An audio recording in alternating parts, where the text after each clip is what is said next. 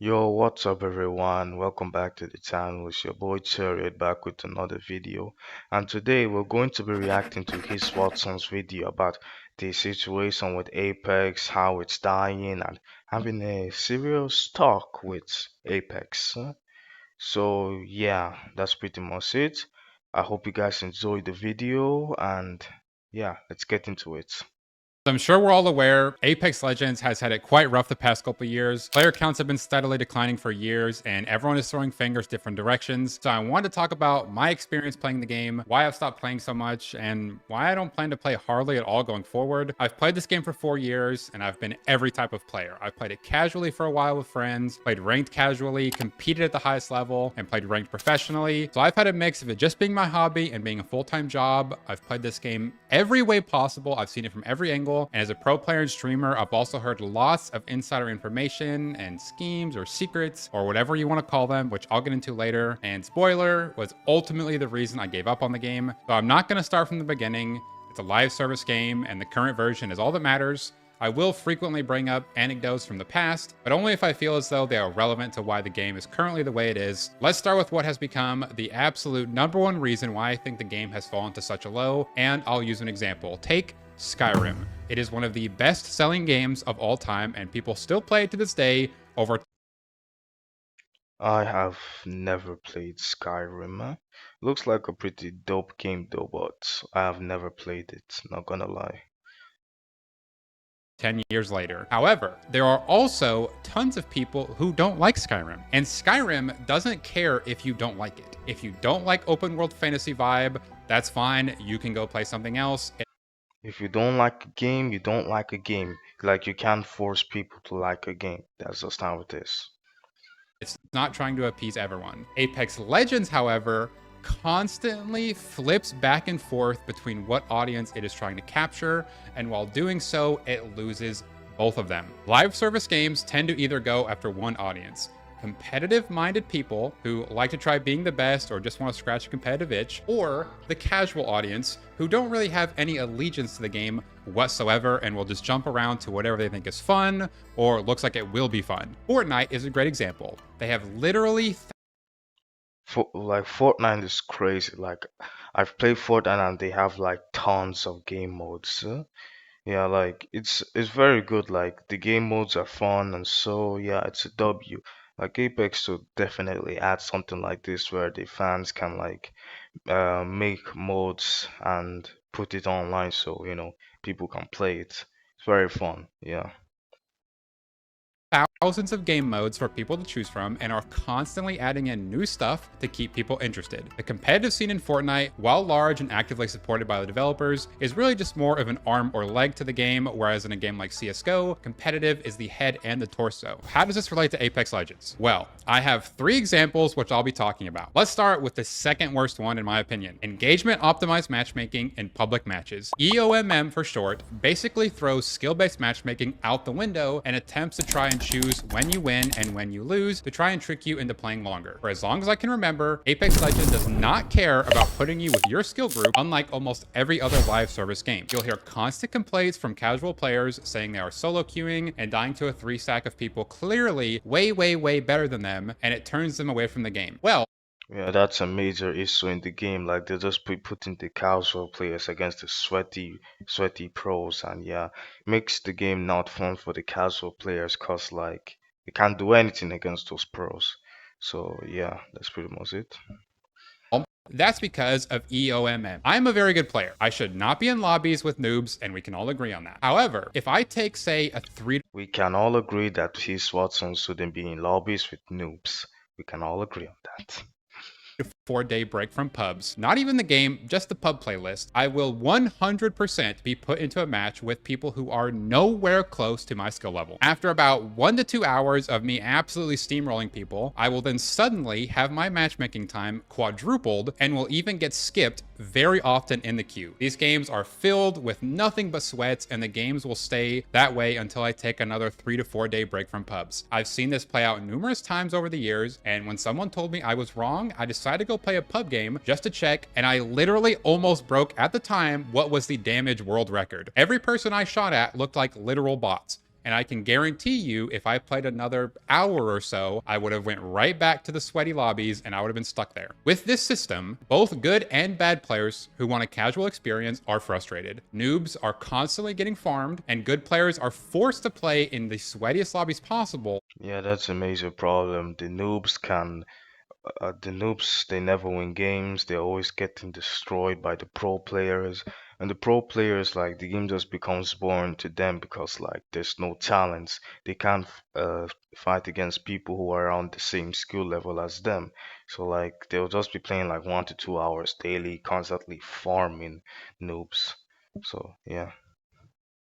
Until they quite literally stop playing the game and come back later. Skill-based matchmaking isn't bad for gaming. Engagement-optimized matchmaking is bad for gaming. EA has a patent for it and uses it in what I assume is all of their competitive games. Let's move on to example number 2. This will be infamous for veteran players, but for those who didn't play Apex, oh boy, you're in for a ride. The transition from Season 12 to Season 13 was one of the most poorly handled updates in the history of gaming, in my opinion. Let me lay it out for you. Season 12 turned the very popular ranked playlist from semi-competitive to a participation award and ruined all semblance of competitiveness in this game. If you were an Apex Legends player in Season 12, there was not even a remotely competitive game mode that you can play, which is fine. That's not inherently bad if you're a casual-centric game. Well, it was like this for 90 days and essentially alienated any player who wanted to play competitively. All right, cool. So we're doing a casual-focused game with lots of releases, and that's the strategy. Well, Season 13 ended up being what was unanimously considered the most competitive the game has ever been. The competitive players that were left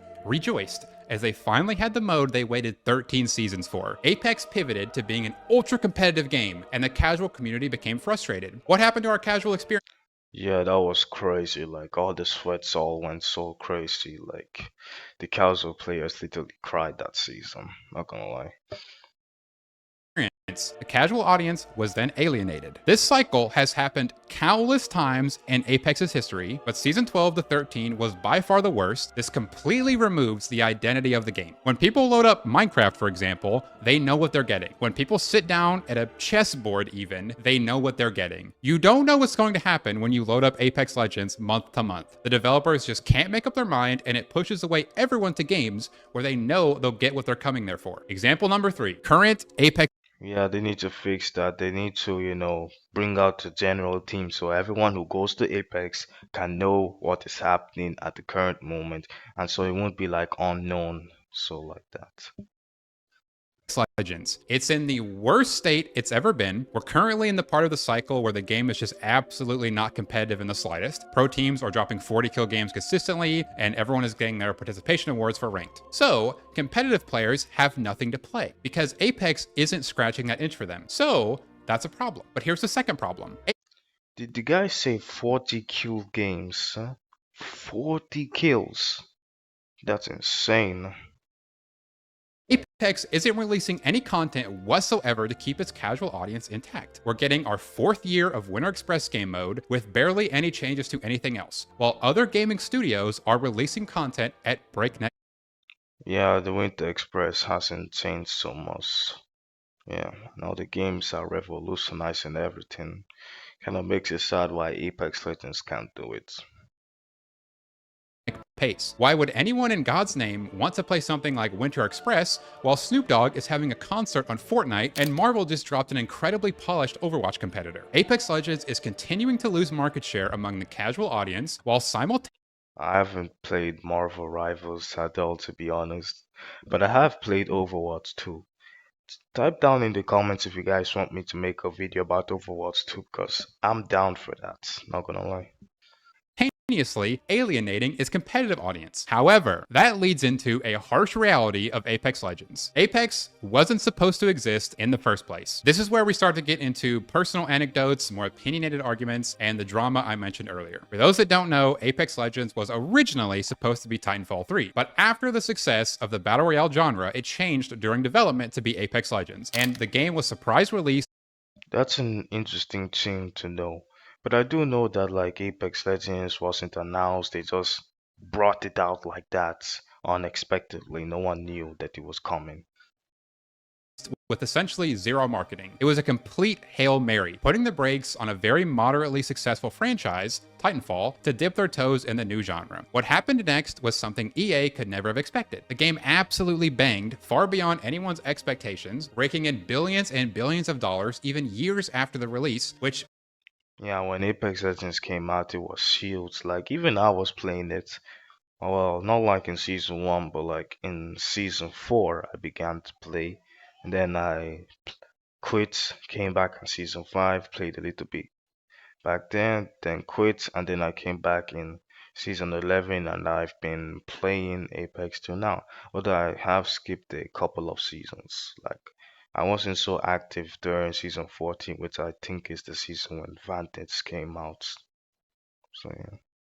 very likely would not have been the case for Titanfall 3. So that's great. The game did better than expected. That means they'll put more resources into building it even bigger. Well, unfortunately, in my opinion, Apex Legends is a huge victim of corporate America. You see, EA had two options after they caught lightning in a bottle with Respawn's Apex. They either take a risk and keep putting more work into it, hoping it'll grow even larger, or they sit on their fat stack of cash and collect an absolute boatload of money while keeping costs as low as possible. And as I'm sure you can probably guess, as time went on, they shifted way more towards the second one. The expected earnings of Titanfall 3 were absolutely blown out of the water with Apex, and I think this reality made its way down the management chain and severely affects the decisions that Respawn makes with Apex Legends. I've talked to countless Respawn employees from various departments over the years, ranging from art to security to map designers to game balancers to community managers, play testers, etc., and I have heard two gloomy phrases they've all repeated. We want to do blank, but we're not allowed, or all our suggestions fall on deaf ears, both of which imply one major problem. Upper management is either negligent, lazy, or has motives that do not align with the player's best interest. Almost every